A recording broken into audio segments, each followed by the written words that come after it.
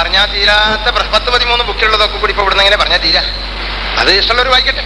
ഏതായാലും നിസ്കാരത്തോട് ബന്ധപ്പെട്ട കാര്യങ്ങളൊക്കെ ഒന്ന് പറഞ്ഞു തീർക്കണമെന്ന് മോഹമുണ്ട്. അത് ഓർമ്മപ്പെടുത്താം. 5 നേരം നിങ്ങൾ പൊളിഞ്ഞു, ഇനി ആരും കാത്തിരിക്കണ്ടേ. അങ്ങനെ വെട്ടുകൊണ്ട് കഴുത്ത് മുറിക്കാൻ പോകുമ്പോ ഓരോ അബൂജാഹിൽ പറഞ്ഞോ ഞാൻ തോറ്റിക്കണെന്ന്. ഞാൻ പറയലില്ല, മുഹമ്മദ് ഞെട്ടട്ടേന്നാ അപ്പോഴും പറഞ്ഞത്.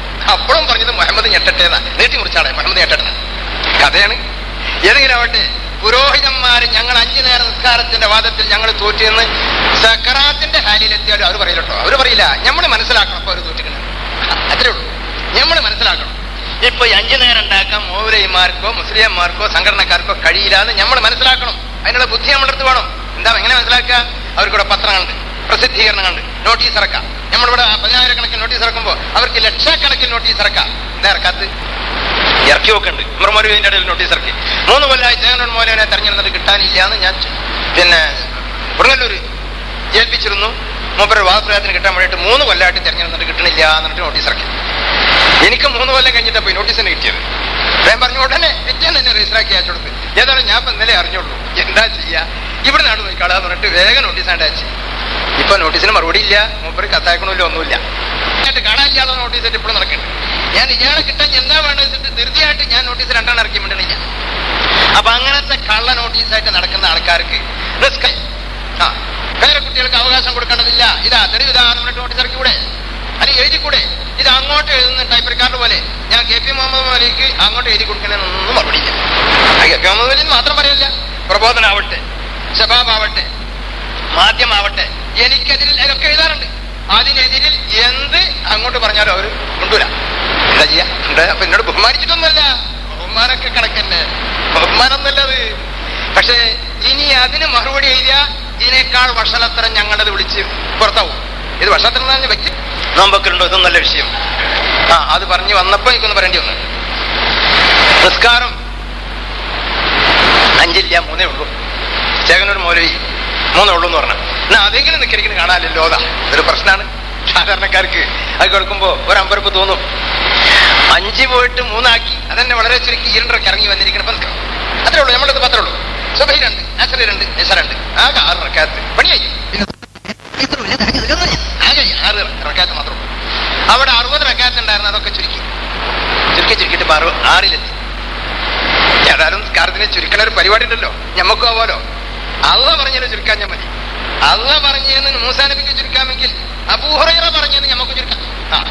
അപ്പൊ ഏതായാലും ചുരുക്കിയിട്ട് 6 റക്അത്തായി. അതുപോലും ചേകനൂർ മൗലവി നിസ്കരിക്കണ കാണാനില്ല എന്നാണ് ഉമർ മൗലവിന്റെ DC മുസ്ലിയരുടെ ഒക്കെ കുറെ മൗലവിമാരുണ്ടോ. ചേകനൂർ മൗലവി 3 നേരെങ്കിലും നിസ്കരിക്കണ കാണാനില്ലല്ലോ എന്നാ കേസ്. പ്രശ്നമാണ്. കാരണം ഞാൻ പ്രസ്ഥാന രംഗത്ത് പ്രവർത്തിക്കുന്ന ആളാണ്. എന്നെ ഈ വിഷയത്തിൽ സഹകരിക്കുന്ന ധാരാളം ബുദ്ധിജീവികളും പണ്ഡിതന്മാരുണ്ട്, വക്കീലന്മാരും ജഡ്ജിമാർ വരെ ഉണ്ട്. മാന്യന്മാരായ നമ്മുടെ ഈ പ്രദേശത്തൊക്കെ തന്നെ മാന്യന്മാരായ പല ആൾക്കാരുണ്ട്. അപ്പോ ഞാൻ 3 പറഞ്ഞിട്ട് 3 നിസ്കരിക്കണില്ല എന്ന് പറഞ്ഞാൽ കാര്യം കുറ്റരിക്കാണെങ്കിലും അവർക്കുണ്ടല്ലോ ഒരു നാണക്കെട്. ഞങ്ങൾ 3 പറഞ്ഞിട്ട് അത് നിസ്കരിക്കണില്ല എന്ന കാര്യം പിന്നെ എന്താക്കുന്നുള്ളത് ആ നാണക്കെടിന്റെ പേരിൽ പറയാം. എന്റെ കാര്യം ചോദിക്കാൻ പറയല്ല. അത് ഞാനും അള്ളാഹു പറഞ്ഞുള്ള നിയമപ്രകാരം ഞാൻ സ്വീകരിച്ചിട്ടുണ്ടോ ചെയ്തിട്ടുണ്ടോ എന്ന് അവിടെ കണക്ക് ബോധിപ്പിക്കണ്ടോ, മൈലക്കന്മാരോട് കണക്ക് ബോധിപ്പിക്കേണ്ട ആവശ്യം എനിക്കില്ല. പക്ഷെ എന്നിരുന്നാലും എന്നോട് ബന്ധപ്പെട്ട ആൾക്കാരോട് പറയുമ്പോൾ അവർക്കൊരു മറുപടി പറഞ്ഞു കൊടുക്കേണ്ട ചുമതല എനിക്കുണ്ടല്ലോ. അതിന്റെ പേരിൽ പറയാം. നിസ്കാരം ഇപ്പൊ ഞാൻ നിസ്കരിക്കുന്നത് കാണാനില്ല എന്നാ കേസ്. ഞാൻ നിസ്കരിക്കുന്നതെന്നല്ല, നിങ്ങൾ നിസ്കരിക്കുന്നതും മേലിലും ആരും കാണരുത് എന്നാ എനിക്ക് പറയാനുള്ളത്. എന്താ കാരണം? ഈ കാണിക്കാൻ വേണ്ടി നിസ്കരിക്കുന്നത് മുനാഫിക്കിന്റെ നിസ്കാരാന്നാ ഖുർആൻ പറഞ്ഞത്. സംഗീത കാണിക്കാൻ വേണ്ടി നിസ്കരിക്കാന്ന് പറഞ്ഞാൽ മുനാഫിക്കുന്ന ഖുർആനിൽ 2 സ്ഥലത്ത് പ്രത്യേക എടുത്ത് പറഞ്ഞിട്ടുണ്ട്.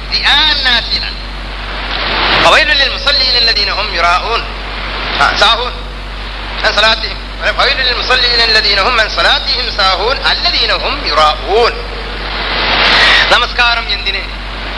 എന്താ അതിന്റെ ലക്ഷ്യം? അതിന്റെ ഉദ്ദേശം എന്താണ്? ഇതൊന്നും മനസ്സിലാക്കാതെ നിസ്കരിച്ച് കൂട്ടുന്ന ആൾക്കാരുണ്ട്. നിസ്കരിച്ച് കൂട്ടുക മുസല്ലീനാണ്. മുസല്ലൂനല്ല, മുസല്ലീനാണ്. നിസ്കരിച്ച് കൂട്ടുന്ന ഒരു വർഗമുണ്ട്. യുറാഊനന്നാസ്, അവർക്ക് ആളെ കാണിക്കല അവരെ പണി. ആളെ കാണാൻ വേണ്ടി നിസ്കരിക്കല. അവർക്ക് നരക ശിക്ഷ ഞാൻ ഏറ്റവും കഠിനമായ ശിക്ഷ തയ്യാറാക്കി വെച്ചിട്ടുണ്ടെന്നാണ് പറഞ്ഞു. അപ്പൊ കാണിക്കാൻ വേണ്ടി ഞാൻ നിസ്കരിക്കൂല. നിസ്കരിക്കുമ്പോ കാണാം. അതിനെവിടെ വരണോ? ഞാൻ നിസ്കരിക്കാറുണ്ട്. കാണണമെങ്കിൽ പള്ളിയിൽ വന്നാൽ കാണൂല. പള്ളിയിൽ വന്നാൽ ജുമ നിസ്കരിക്കേണ്ട. ഇപ്പൊ ഞാൻ അതും പള്ളിയിലല്ല എന്ന് പറഞ്ഞാൽ പള്ളിയിലല്ലാത്ത ജുമ ഇവിടെ കേരളത്തിലൊട്ടാകെ പരക്കാൻ പോവുകയാണ്. പരക്കാൻ പോവുകപ്പോടെ തിരൂർ മുനിസിപ്പാലിറ്റി ബിൽഡിങ്ങിൽ അതിൽ കോൺഫറൻസ് ഹാളുണ്ട്, എല്ലാവർക്കും യോഗം. ഞങ്ങൾ വെള്ളിയാഴ്ച കരിക്കോടെ അതിന് വാടക കൊടുക്കും വെള്ളിയാഴ്ചകൾക്ക്. അത് കൊല്ലത്തോട് കൊല്ലം കോൺട്രാക്ട് ബേസിലാണ്. കൊല്ലത്തോട് കൊല്ലം ജുമ എവിടെയാണ് നടത്തും. വെള്ളിയാഴ്ച മാത്രമേ മുക്കരും വേണ്ട, തന്നിമീറ്റും വേണ്ട, ആരും വേണ്ട. ഒരു ഇമാമത്തേർ ബേസ് ഇമാം അതും വേണ്ട. ഞങ്ങൾ പോയിട്ട് അവിടെ നിൽക്കിരിക്കുന്നുണ്ട്. 10-25 ആളിൽ നിന്നും തുടങ്ങിയിട്ട് 100-150 ആൾ വരെ എത്തിയിട്ടുണ്ട് ഇപ്പോൾ അവിടെ. അതുപോലെ കേരളത്തിന്റെ പല ഭാഗത്തും ടൗൺ ഹാളുകളിൽ, ഇതുപോലെ കമ്മ്യൂണിറ്റി ഹാളുകളിൽ, കോൺഫറൻസ് ഹാളുകളിലൊക്കെ ജുമാ നമസ്കാരം കേരളത്തിൽ പരക്കെ നടക്കാൻ പോവാം. അപ്പോ വെള്ളിയാഴ്ച ദിവസം വന്നാൽ എന്റെ നിസ്കാരം കാണണം എന്നുള്ള ആൾക്കാർക്ക് കാണാം. ഞങ്ങൾ എല്ലാവരും നിസ്കാരം കാണാം. അല്ലാത്ത ദിവസം ഞാൻ എവിടെ നിൽക്കുന്നത് നിസ്കാരം കാണാതിരിക്കാൻ കാരണം പറ. അല്ലാത്ത ദിവസം സുബഹിയല്ലേ, അത് വീട്ടിൽ നിന്ന് ഇറങ്ങുന്നതിന് മുമ്പുള്ള സുബഹി വെരിച്ചിട്ട് എങ്കിരിക്കുള്ളൂ കേട്ടോ. നേരത്തെ പോകേണ്ട ആവശ്യമുണ്ടെങ്കിൽ നേരത്തെ എങ്കിരിക്കുന്നുള്ളൂ. അധികം വെരിച്ചിട്ട് എന്തിനാ മറിച്ചിക്കേണ്ട ആവശ്യമൊന്നുമില്ല. അതിലുള്ള സുന്ദരമായ ഉറക്കം ഉറങ്ങിക്കോളും. മൊയ്ലേക്കന്മാരെ വ്യാഖ്യ കേട്ടിട്ട് പേടിക്കണ്ട, നന്നായിട്ട് ഉറങ്ങിക്കോളും. വെയിൽ വെച്ചതിന് ശേഷമാണ് നിങ്ങൾ ഉറക്കം തീരുള്ളൂങ്കിൽ മതി. 7 മണിക്കോ 8 മണിക്കോ കഴിഞ്ഞ് നിൽകരിച്ചാൽ മതി. അല്ല അത്രേ പറഞ്ഞിട്ടുള്ളൂ. മൊയ്ലേന്മാരെ വാക്കിട്ട് പേടിക്കണ്ട, വിറക്കണ്ട. ഇത്രകാലം വിറച്ച് നമ്മൾക്ക് നഷ്ടം. അതുകൊണ്ട് സുബഹി നമസ്കാരം സൂര്യോദയത്തിന് ശേഷം മതി. മുമ്പ് സൗകര്യം ഉണ്ടെങ്കിൽ, ആവശ്യമുണ്ടെങ്കിൽ മുമ്പ് ചെയ്യാന്നേ ഉള്ളൂ. അപ്പൊ ഞാൻ മിക്കവാറും 2 മണിക്കൊക്കെയാണ് ലേഖനം എഴുതി തീരുക. അപ്പൊ ഉറക്കം 7 മണിക്ക് 6 മണിക്കോ 7 മണിക്കൊക്കെ ഉറക്കം തീരുള്ളൂ. സുബഹി നിസ്കരിക്കും. അത് കുളിയൊക്കെ കഴിഞ്ഞ് ഒരു 7 മണിക്കോ 8 മണിക്കോ 9 മണിക്കുള്ളിലായിട്ട് സുബഹി നിസ്കരിക്കും. പക്ഷേ എന്റെ ബെഡ്റൂമിൽ വെച്ചിട്ട് നിസ്കരിക്കുക, ഞാൻ പള്ളിക്ക് പോകില്ല. എന്തിനാ പോണത് ഇതുകൊണ്ട് മനസ്സിലാക്കുക. പള്ളിയിലേക്ക് പോയിട്ട് മസീഹ് ദജ്ജാലൊക്കെ പറയുന്ന ആളെ അതിന് പോകില്ല. മസീഹ് ദജ്ജാൽ പറയുന്ന ആളെ പിന്നെയും കൂടിയിട്ട് നിസ്കരിച്ച എന്റെ നിസ്കാരം കൂടി ഫിത്നാവൂലേ? ഇമാമു മാമൂമിന്റെ ബന്ധം വരുമല്ലോ അവിടെ. അപ്പൊ ഈ മസീഹ് ദജ്ജാൽ തയ്യിബാത്തുൽ ഇലാഹിയൊക്കെ പറയുന്ന ആൾക്കാരെ പിന്നിൽ പോയിട്ട് നിസ്കരിക്കാൻ എനിക്ക് നിവൃത്തില്ല. അതുകൊണ്ട് വീട്ടിൽ നിന്ന് നിസ്കരിക്കുള്ളൂ. ഇനി നിവൃത്തി ഉണ്ടെന്ന് വിചാരിക്കാം, എന്നാ തന്നെ പള്ളിയിൽ പോയിക്കോളുന്നുണ്ടോ? എല്ലാ ദിവസവും എല്ലാ നേരവും പള്ളിയിൽ പോയിട്ട് നിസ്കരിക്കാൻ തന്നെ നടക്കാത്ത പണിയാണെന്ന് അത് തന്നെ പറഞ്ഞത്.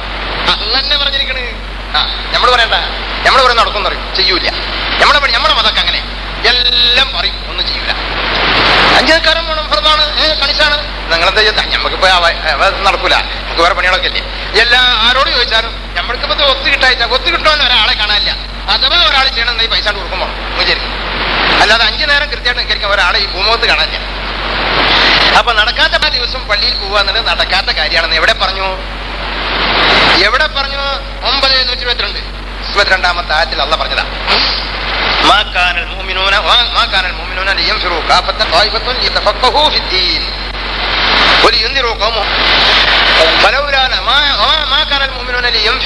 നെറ്റെടുത്തേക്ക് ഓടി വരിക എന്നുള്ളത് നടക്കാത്ത കാര്യമാണ്, പ്രായോഗികയല്ല. എല്ലാവരും കൂടി അങ്ങോട്ട് പോവാ. എവിടേക്ക്?